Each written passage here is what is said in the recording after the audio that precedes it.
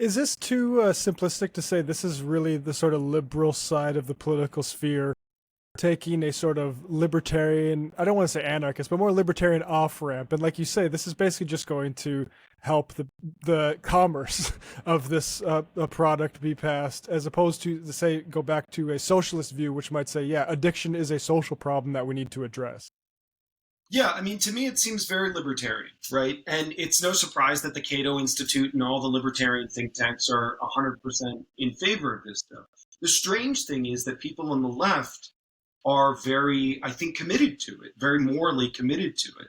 And it's a tough thing to try to figure out how you have a social program that combats addiction when, on one hand, Hmm. you're sort of, opening up the very market that is producing addiction. And this is what they found in Portugal when they tried this stuff, was that one arm of the government was working feverishly to get people into clinics, and the other arm of the government was literally just handing out needles to anybody who wanted them.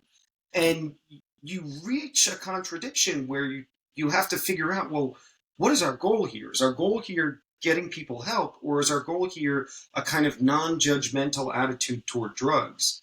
And I think many on the left want to have their cake and eat it too. They want to be able to say, we have a very open, sort of open-minded approach to drug use, and we want to treat addiction.